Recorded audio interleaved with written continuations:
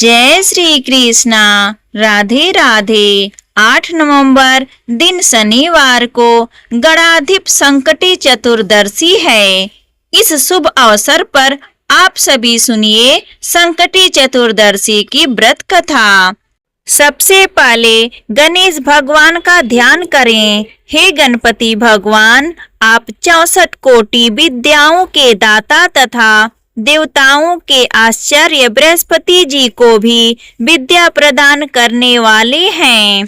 Cut को भी अभिष्ट विद्या देने वाले आप हैं।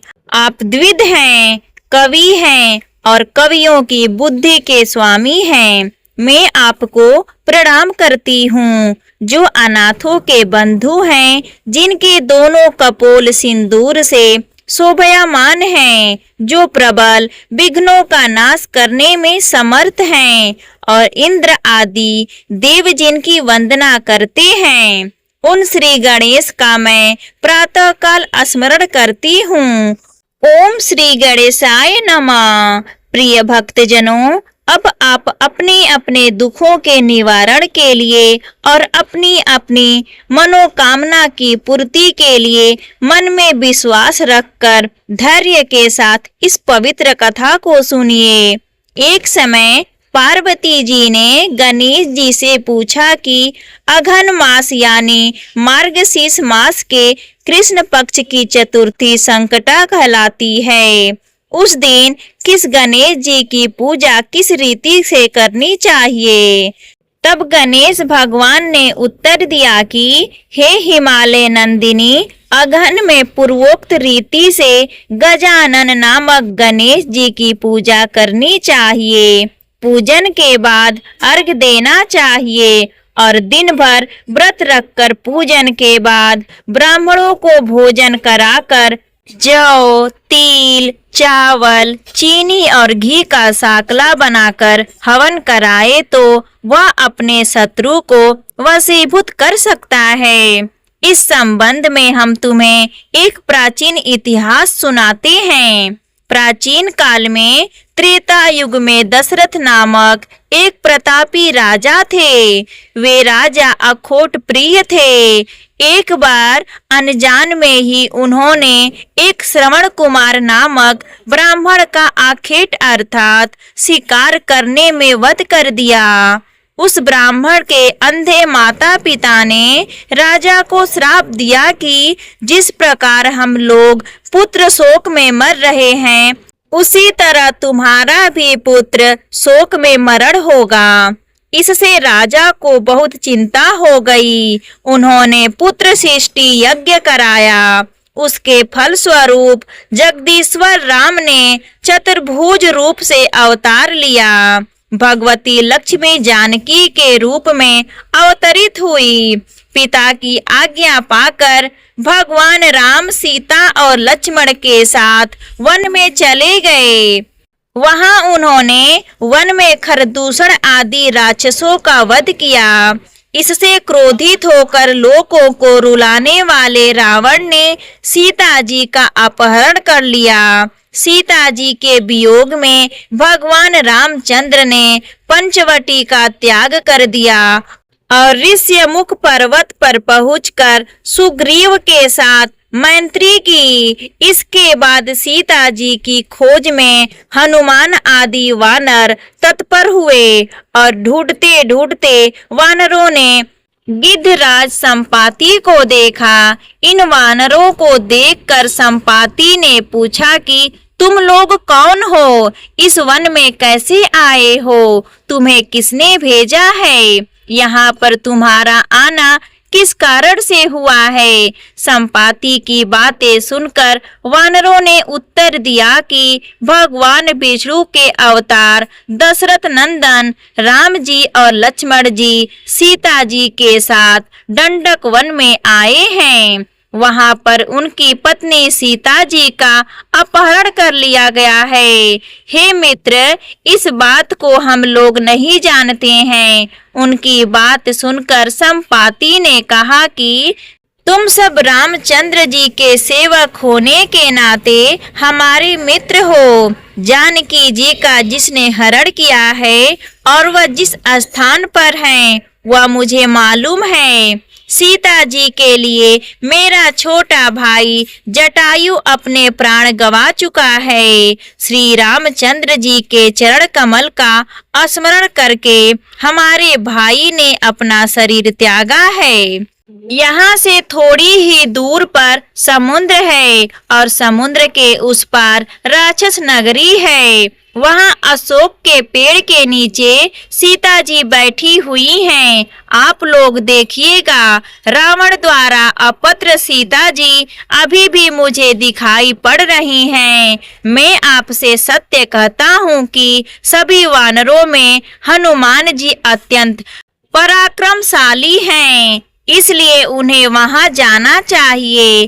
केवल हनुमान जी ही अपने पराक्रम से समुद्र उल्लंघन कर सकते हैं, अन्य कोई भी इस कार्य में समर्थ नहीं है। संपाति की इस बात को सुनकर हनुमान जी ने पूछा कि हे संपाति, दुस्तर समुद्र को मैं किस प्रकार पार कर सकता हूँ? हमारे जब वानर उस पार जाने में असमर्थ हैं तो मैं ही अकेला कैसे पार कर सकता हूँ?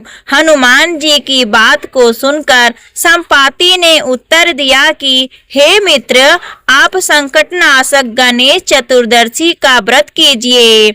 उस व्रत के प्रभाव से आप समुद्र को क्षण मात्र में पार कर सकते हैं। संपाति के आदेश से संकटी चतुर्दशी के उत्तम व्रत को हनुमान जी ने किया। हे देवी, इसके प्रभाव से वे क्षण भर में समुद्र को लांग गए। इस लोक में इसके समान सुखदायक दूसरा कोई व्रत नहीं है। श्री कृष्ण जी कहते हैं कि हे महाराज युधिष्ठिर, आप भी इस व्रत को कीजिए। इस व्रत के प्रभाव से आप क्षण भर में अपने शत्रुओं को जीतकर संपूर्ण राज्य के अधिकारी बन जाएंगे। भगवान श्री कृष्ण के वचन सुनकर युधिष्ठिर ने गणेश चतुर्दशी का व्रत किया और इस व्रत के प्रभाव से वे अपने शत्रुओं को जीतकर राज्य के अधिकारी बन गए। प्रेम से बोलिए भगवान श्री गणेश की जय। अब सुनिए दूसरी कथा। एक नगर में एक बूढ़ी माई रहती थी जो रोजाना मिट्टी के गणेश जी की पूजा करती थी। वह रोजाना मिट्टी का गणेश जी बनाती और फिर पूजा करती, पर जैसे ही बूढ़ी माई गणेश जी की प्रतिमा को स्नान कराती तो मिट्टी के गणेश जी थे वह तो गल जाते। वह बूढ़ी माई बड़ी ही परेशान होती। वह चाहती कि मेरे पास ऐसी प्रतिमा हो जो खराब ना हो तो कितना अच्छा होता। एक समय की बात है, बूढ़ी माई के घर के पास एक सेठ जी का मकान बन रहा था।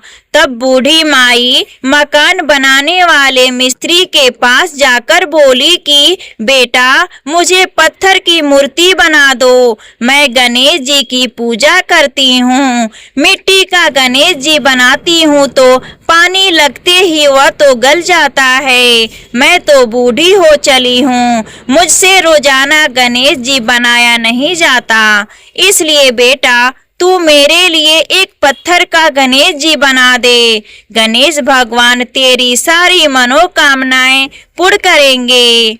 तो बूढ़ी माई की बात को सुनकर मिस्त्री कहने लगा कि हम तो तुम्हारे लिए मूर्ति बनाएंगे, उतनी देर में तो हम अपनी दीवार बना लेंगे। हमारे पास इतना समय नहीं है कि सेठ जी का काम बीच में छोड़कर हम तुम्हारे लिए मूर्ति बनाएं। यह सुनते ही बूढ़ी माई को बड़ा ही दुख हुआ और वह मन ही मन कहने लगी कि भगवान करे तुम्हारी यह दीवार कभी ना बने। यह कहकर बूढ़ी अम्मा अपने घर चली गई और मिस्त्री और मजदूर दीवार को बनाने में लग गए। अब दीवार जैसे ही बनाए तो वह टेढ़ी हो जाती। दीवार को तोड़े और फिर से बनाए, पर सीधी दीवार नहीं बनती। इस तरह पूरा दिन एक ही दीवार को तोड़ते बनाते हुए बीत गया। शाम को सेठ जी आए और कहने लगे कि आपने अभी तक कुछ नहीं किया। तो मिस्त्री ने बूढ़ी माई के आने की सारी बात बताई। यह बात सुनकर सेठ जी बूढ़ी माई के पास गए और प्रणाम करके बोले, माँ जी, आप आशीर्वाद दो कि मेरा मकान जल्दी से पूरा हो जाए। मैं तुम्हारे लिए पत्थर का क्यों सोने का गणेश जी बना कर दूंगा। यह सुनकर बूढ़ी माई बहुत प्रसन्न हुई और उन्होंने सेठ जी को आशीर्वाद दिया कि बेटा, बिना कोई विघ्न के तेरा मकान जल्दी से पूरा हो जाएगा। इस तरह सेठ जी ने आकर देखा कि टेढ़ी दीवार थी वह बिल्कुल सीधी हो गई थी। गणेश जी का ही चमत्कार देखकर मिस्त्री और मजदूर सेठ जी सारे गणेश जी की जय जयकार करने लगे। सेठ जी ने जैसा कहा था वैसा ही किया। सोने के गणेश जी बनाकर उन्होंने बूढ़ी माई को लाकर दिए। यह देखकर बूढ़ी अम्मा बहुत ही प्रसन्न हुई और सेठ जी को ढेरों दुआएं देने लगी। उसी दिन से सेठ जी भी गणेश जी के पक्के भक्त बन गए और रोजाना सबसे पहले उठकर स्नान करते, फिर गणेश जी की पूजा करके अन्य काम करते। तो गणेश जी के आशीर्वाद से सेठ जी दिन दुगुनी रात चुगुनी तरक्की करने लगे। बोलो गणेश भगवान की जय। अब सुनिए चौथ माता की कथा। क्योंकि चतुर्थी का व्रत बिना चौथ माता की कथा के या पूजन के अधूरा रहता है। पौराणिक कथा के अनुसार एक गांव में एक सेठ सेठानी थे। उनके एक बेटा और एक बहू थे। बहू सबको भोजन करा के फिर स्वयं भोजन करती थी। एक पड़ोसन ऐसी भी थी जो रोज पूछती थी कि बहू आज क्या बनाया है, क्या खाया है। तो बहू कहती, ठंडो बासी। एक दिन उसके पति ने ऐसा सुनकर विचार किया कि आज तो पकवान बनाए जाएं, फिर देखें कि मेरी पत्नी क्या कहती है। उसने तरह तरह के पकवान बनवाए और घर के सभी लोगों ने एक साथ बैठकर भोजन किया। आज भी पड़ोसन ने पूछा तो बहू ने कहा कि ठंडो बासी। सेठ के लड़के ने सोचा, हो ना हो कोई बात अवश्य है जिससे कि मेरी पत्नी ऐसा कहती है। उसने पत्नी से पूछा, तुम रोज ठंडो बासी खाया ऐसा क्यों कहती हो, जबकि हम सब ने एक साथ बैठकर कई तरह के पकवान खाए। उसकी पत्नी बोली, हम जो खा रहे हैं वह बाप बूढ़ों की कमाई है। जिस दिन आप कमा कर लाओगे उस दिन मैं समझूंगी कि ताजा भोजन कर रहे हैं। अब एक दिन लड़के ने माँ से कहा, मैं एक बड़े शहर में कमाई करने जा रहा हूँ। माँ बोली, बेटा अपने पास इतना धन है कि खाया नहीं खत्म होगा। माँ ने मना करने पर भी बेटे ने स्वयं कमाने का दृढ़ निश्चय कर लिया और जाते समय पत्नी से कहा, मैं जब तक कमाकर बहुत सा धन लेकर ना आऊं तुम चूल्हे की आग मत बुझने देना। एक दिन चूल्हे की आग बुझ गई तो वह मन ही मन घबराने लगी, कहीं मेरे पति पर संकट तो नहीं आ पड़ी। जल्दी से पड़ोस में से आग लाकर चूल्हे में रख दूं। ऐसा विचार करके पत्नी पड़ोस में गई। वहां पड़ोसन चौथ माता का व्रत और पूजन कर रही थी। पड़ोसन ने कहा, थोड़ी देर में आकर ले जाना। तो बहू ने पड़ोसन से पूछा, आप यह व्रत क्यों करती हो, इससे क्या मिलता है। तब पड़ोसन ने कहा, चौथ माता के इस व्रत को करने से अन्न और लक्ष्मी मिलती हैं और अपनी मनोकामनाएं पूर्ण होती है। अब बहू भी चौथ माता का व्रत करने लगी। दीवार पर उसने चौथ माता का चित्र बनाया उस दिन घी और गुड़ का चूरमा बनाकर रात्रि को चंद्रमा को अर्घ देकर उसने भोजन किया। ऐसा करते करते बहुत दिन हो गए। चौथ माता ने उस बहू के पति को सपना दिया कि साहूकार का बेटा तू जागा है या सोया है, तेरी पत्नी तुझे बहुत याद कर रही है, घर जाकर उसकी चिंता मिटा दे। तू दुकान खोलकर कंकु केसर का पगलिया बनाकर बैठ जाना, आज तेरा हिसाब किताब हो जाएगा। अब तो चौथ माता ने जैसा कहा था वैसा ही हुआ। उसने घर जाने की तैयारी की और गाड़ी भर के धन दौलत लेकर चल दिया। रास्ते में एक बड़ा सा काला नाग फन फैलाए बैठा था और कहने लगा, आज तो मैं तुझे डसूंगा, छोड़ूंगा नहीं। आज तेरी आयु पूरी हो गई है। सेठ के लड़के ने कहा, आज चौथ माता ने मुझे सपना दिया तो मैं अपनी पत्नी से मिलने घर जा रहा हूँ। वहाँ मेरी पत्नी बहुत चिंता कर रही है। मैं उससे मिलकर जरूर आऊंगा, तब तुम मुझे डस लेना। नाग ने कहा, तुम शपथ पूर्वक कहकर जाओ तो मैं तुम्हें जाने दूंगा, परंतु लौट कर नहीं आए तो तुम्हारे घर आकर मैं तुम्हें डस लूंगा। इस प्रकार सांप को वचन देकर वह घर पहुंचा। वहां सभी से हंसी खुशी से मिला और भोजन करने के बाद उदास होकर बैठ गया। उसकी पत्नी ने उदास होने का कारण पूछा तो पति ने काले नाग वाली बात बताते हुए कहा कि यदि मैं उसके पास नहीं जाऊंगा तो वह घर आकर ही मुझे डस लेगा। पत्नी बहुत चतुर थी। उसने कहा कि आप घबराओ नहीं, लेट जाओ, मैं एक उपाय करती हूँ। पत्नी ने कमरे की 7 पेड़ी धोई। पहली पेड़ी पर रेत, दूसरी पर ईत्र, तीसरी पर गुलाल फूल, चौथी पर कंकु केसर, 5वीं पर लड्डू पेड़ा, 6वीं पर गादी गलीचा और 7वीं पेढ़ी पर दूध का कटोरा भरकर रख दिए। इस प्रकार वह 7 ही पेढ़ी जाकर बैठ गई। आधी रात होते ही नाग आकर पेढ़ी चढ़ने लगा। पहली पीढ़ी पर रेत में लौट गया और कहने लगा कि सेठ की बहू ने आराम तो बहुत दिया, पर वचनों से बदकर आया हूँ, सो डसूंगा अवश्य ही। इसी प्रकार 7 पीढ़ियों पर नाग आराम करता रहा और कहता हुआ कि डसूंगा जरूर। कमरे में जाने ही वाला था कि चौथ माता ने विचार किया कि अगर मैं इसे नहीं बचाऊंगी तो संसार में धर्म कर्म और व्रत पूजन को कौन मानेगा। अब तो गणेश जी, चंद्रमा जी और चौथ माता ने उसे बचाने का विचार किया। चंद्रमा जी ने उजाला किया, चौथ माता ढाल बनी और गणेश जी ने तलवार लेकर नाग को मार दिया और ढाल से ढक दिया। अब बहू भी थकी हारी सो गई।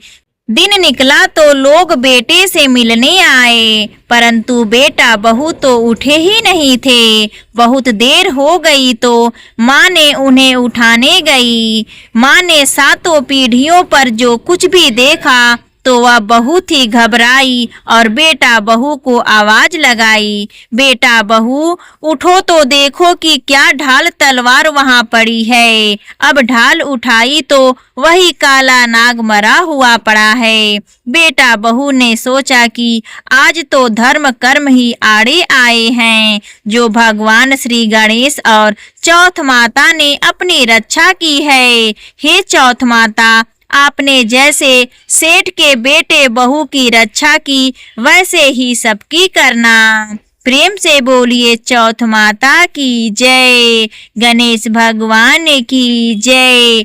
अगर आपको संकटी चतुर्दशी की व्रत कथा अच्छी लगी हो तो प्लीज हमारे चैनल को सब्सक्राइब करें, वीडियो को लाइक करें, अपने दोस्तों के साथ, अपने परिवारों में इस वीडियो को ज़्यादा से ज़्यादा शेयर करें। धन्यवाद।